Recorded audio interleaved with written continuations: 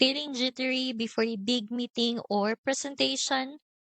That quick surge of self doubt can throw you off. But there is a simple way to reset your confidence in just 60 seconds. One easy way to start is with a short visualization you can do anywhere. Let me show you how to create one that actually works.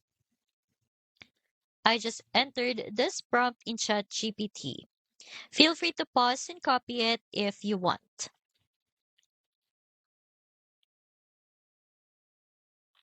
As you can see, ChatGPT provides a concise, guided visualization you can immediately follow to feel centered and confident.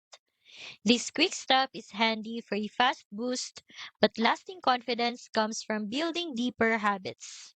The confidence challenge walks you through a full process to anchor these feelings permanently.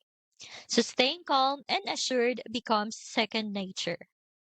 I've linked the challenge in the description. It also comes with a personal advisor and email templates to reinforce your progress every day. It's just $7 to start, beginner friendly, and gives you practical tools to feel confident anytime.